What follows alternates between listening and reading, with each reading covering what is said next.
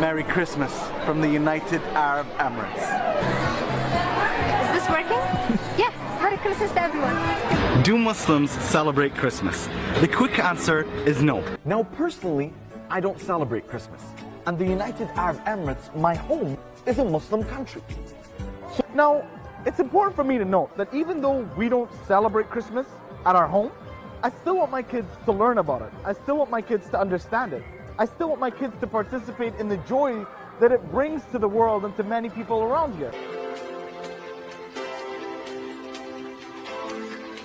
I celebrate that we can have a Christmas tree in the middle of Abu Dhabi that everyone can enjoy. Hidayat, maafkan aku saudaraku Nasrani, aku tidak bisa mengucapkan selamat Natal. Karena orang yang mengucapkan selamat Natal, maka dia sudah mengakui tiga. Yang pertama, mengakui bahwa Isa anak Tuhan. Yang kedua, mengakui bahwa Isa lahir 25 Desember. Yang ketiga, mengakui bahwa Isa mati di palang salib. Ketiga-tiga ini dibantah oleh Al-Quran.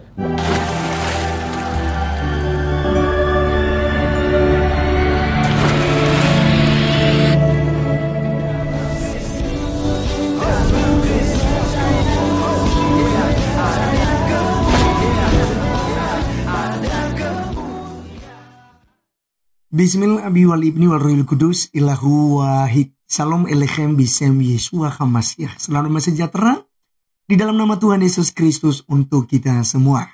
Teman-teman sekalian, pada kesempatan kali ini kita akan membantah ya ceramah daripada Ustadz Abdul Somad yang mengatakan bahwasanya itu 25 Desember itu adalah hari kelahiran Dewa Matahari atau Sol Invictus ya.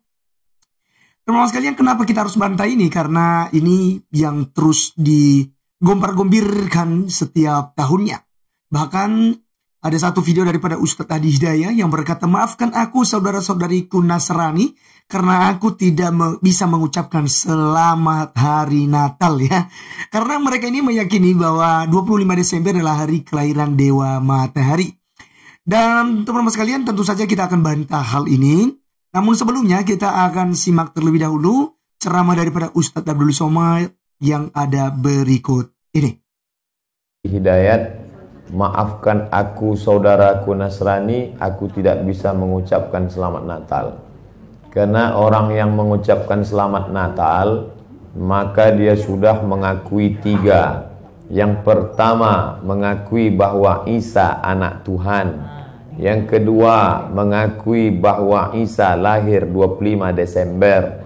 Yang ketiga, mengakui bahwa Isa mati di palang salib.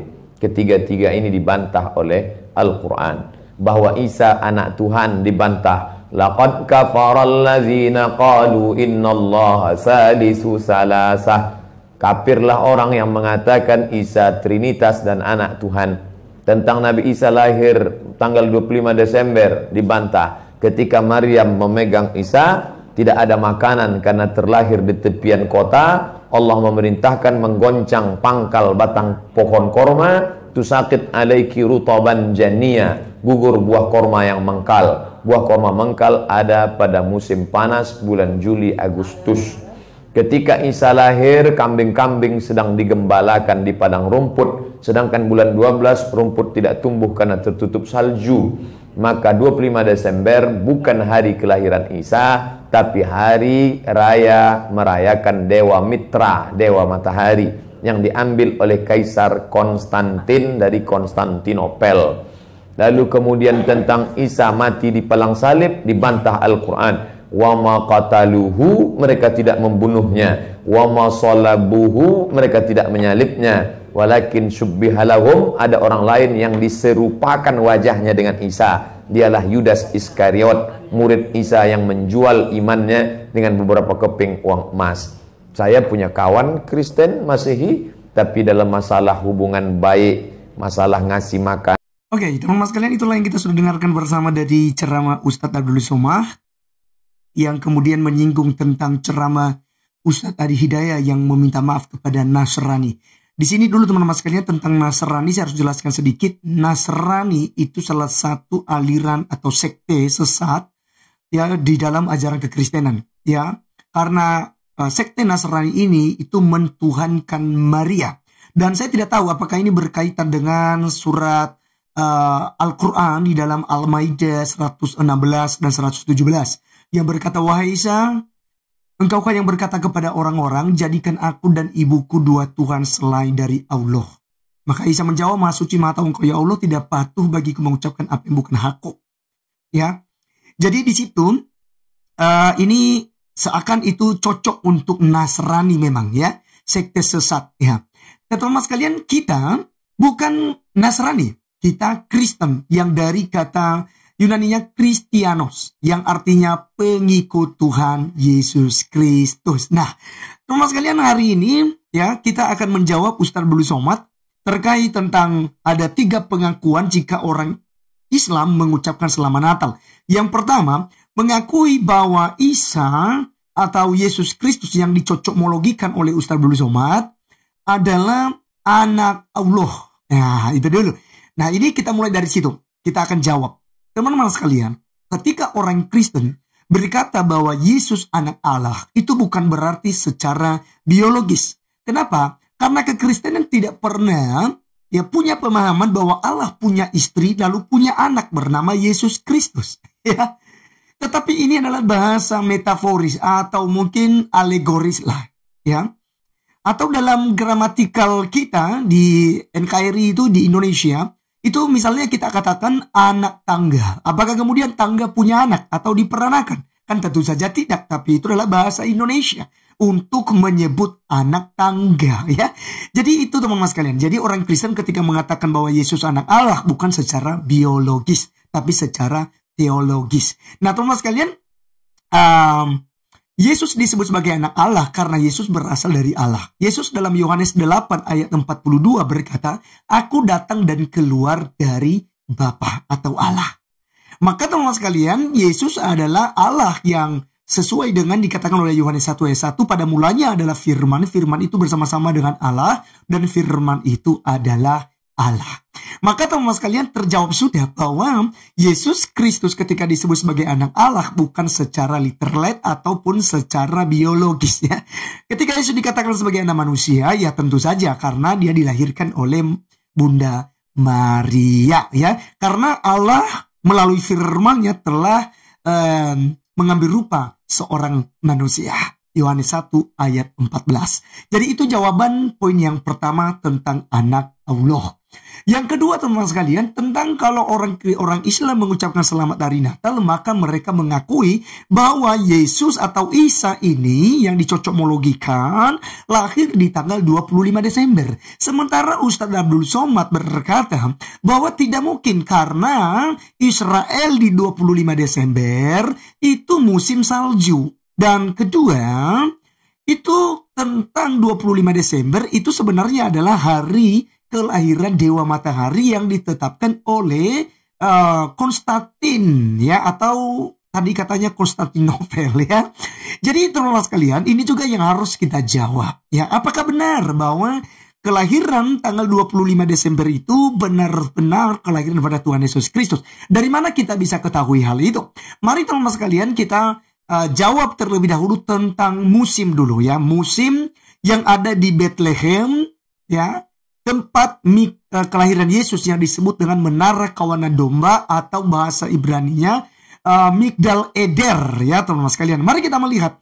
Ternyata ketika ada search, cari di Google ya, di Bethlehem ya, itu kita melihat geografisnya secara keseluruhan hanya di wilayah Israel Utara itu yang bersalju ya. Dari Gunung Hermon ya, itu terjadi namanya musim dingin. Sedangkan di Bethlehem Efrata, tempat malaikat ya datang kepada para gembala atau tepatnya Migdal Eder, Menara Kawanan Domba, itu tidak ada salju teman-teman sekalian. Karena suhu di Bethlehem di tanggal 25 Desember atau bulan Desember itu hanya sekitar 13,8 sampai 5,5 derajat Celcius ya. Jadi teman-teman sekalian, tentu saja kelahiran Yesus itu tidak ada hubungannya dengan salju. Kalaupun sewaktu-waktu ada salju dari atau kiriman daripada Israel Utara, ya itu nggak seberapa teman-teman sekalian. Nah, kedua, tentang gembala-gembala yang ada, itu memang mau musim dingin, musim panas, musim semi, dan lain sebagainya, itu tetap ada para gembala di Migdal Eder. Kenapa? Karena Migdal Eder itu adalah tempat penyimpanan atau perawatan domba-domba atau korban-korban sembelihan yang digunakan di bait Allah. Dan di situ harus tetap ada para gembala untuk menggembalakan kawanan domba. Tidak peduli itu musim dingin atau musim panas atau musim semi dan lain sebagainya. Ya, tetap ada para gembala di Migdal Eder. Jadi itu tentang keadaan di Bethlehem, tempat kelahiran Yesus Kristus. Nah teman sekalian, kemudian apakah tanggal 25 Desember ini benar-benar kita bisa prediksi atau kita bisa tetapkan dan pastikan bahwa tanggal 25 Desember adalah hari kelahiran daripada Tuhan Yesus Kristus dan bukan kelahiran Dewa Matahari. Mari kita cek teman-teman sekalian. Yang pertama kita lihat di dalam Lukas pasal yang pertama. Lukas 1 teman-teman. Ayat yang ke-5 berkata begini. Pada zaman Herodes Raja Yudea adalah seorang imam yang bernama Zakaria dari golongan rombongan Abia. Istrinya juga berasal dari keturunan Harun, namanya Elisabeth. Lalu ketika kita melihat ayat 10, Nabi Zakaria ini itu membakar ukupan. Sementara itu seluruh umat berkumpul di luar dan sembahyang. Waktu itu adalah waktu pembakaran ukupan. Nah, pembakaran ukupan ini itu disebut sebagai Hari Raya Yom Kippur. Hari Yom Kippur ini itu bertepatan pada tanggal 25 Tisri, teman-teman sekalian, ya. Atau jika kita lihat di kalender Masehi yang kita gunakan itu di 25 September. Nah, kemudian teman-teman sekalian, Kitab Lukas menginformasikan kepada kita setelah pembakaran ukupan di tanggal 25 September atau bulan Tisri, maka kita lihat dalam ayat yang ke-26 ya dan 27 dikatakan, dalam bulan yang ke-6, Allah menyuruh malaikat Gabriel pergi ke sebuah kota di Galilea bernama Nazaret. Pada bulan ke-6 ya, catat.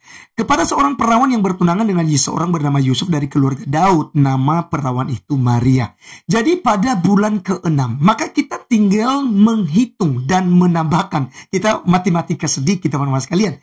25 bulan Tisri di kalender Yahudi dan 25 September di kalender Masehi yang kita gunakan saat ini yaitu Gregorian.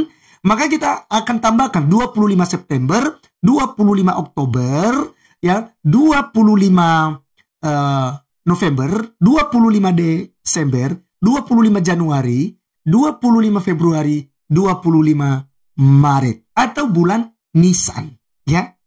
Jadi pada bulan ke-6 itu, ya, yang dimaksudkan oleh penulis Injil Lukas pasal 1 ayat 26, itu jatuh pada bulan Nisan atau bulan Maret. Jadi 25 Maret, malaikat Gabriel datang kepada Maria, ibu Yesus. Dari situlah dia mengandung. Nah, teman-teman sekalian, ketika kita melihat di dalam ayat yang ke-37, dari ayat 36, malaikat berkata, dan sesungguhnya Elisabeth anakmu itu, ia pun sedang mengandung seorang anak laki-laki pada hari tuannya.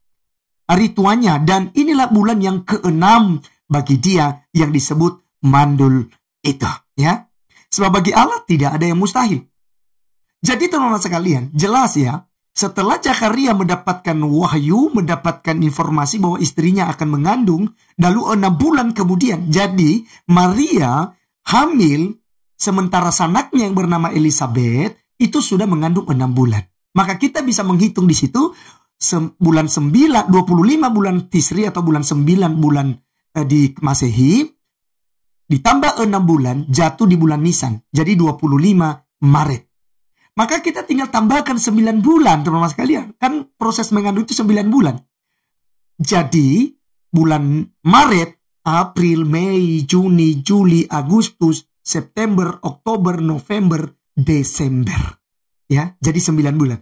Maka, bulan Maret tambah 9 bulan jatuh di bulan Desember. 25 Desember. Itu kelahiran daripada Tuhan Yesus Kristus. Jadi bukan kelahiran Dewa Matahari. Lagi pula teman sekali, itu dari Alkitab. Sekarang kita buktikan dari sejarah. Ada 2 dokumen sejarah yang mencatat tentang 25 Desember. Ya, yang pertama, kita bisa melihat misalnya dokumen purba bernama Koptik Dinaskali Apostolum pada tahun 189 Masehi. Itu dikatakan bahwa, wahai saudara-saudara, tetapkanlah pada hari-hari perayaan, yaitu Natal Tuhan kita, tepatnya 25 bulan ke-9 pada bulan Ibrani. Ya, jadi teman-teman sekalian, kalau di konferensi di dalam kalender Masehi itu jatuh pada 25 Desember. Ya, itu yang pertama. Yang kedua, sejarah mencatat juga ada Uskup Theophilus dari Kaisarea itu pada tahun 160 Masehi telah merayakan Natal. Jadi teman-teman sekalian, kalau dikatakan Ustaz Abdul Somad adalah kelahiran Dewa Matahari, sementara Dewa Matahari perayaannya itu ditetapkan pada tahun 250 Masehi. Jadi tidak nyambung Pak Ustadz. Jadi duluan ada perayaan Natal, baru ada perayaan Dewa Matahari di tahun 250 Masehi. 160 Masehi dan 189 Masehi sudah ada perayaan Natal Pak Ustadz. Nah, itu yang kedua. Yang ketiga, teman-teman sekalian, Ustaz Abdul Somad berkata bahwa kita kalau mengucapkan selamat Natal itu kita mengakui bahwa Yesus mati di salib. Gitu ya. Menurut ukuran Al-Quran. Karena dikatakan tidak disalib dan tidak dibunuh. Tapi diserupakan, katanya Yudas yang diserupakan. Nah teman-teman sekalian, ini suatu kekeliruan. Itu tidak benar ya.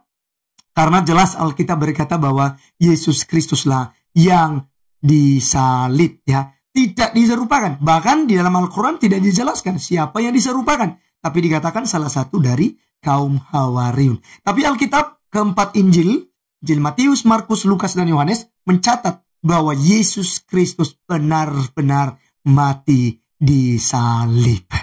Oke, sekian teman-teman sekalian penjelasan kita. Dan kiranya teman-teman diberkati di bulan Natal ini. Selamat Hari Natal dan Tahun Baru. Sampai ketemu di video berikutnya. God bless you all. Salam.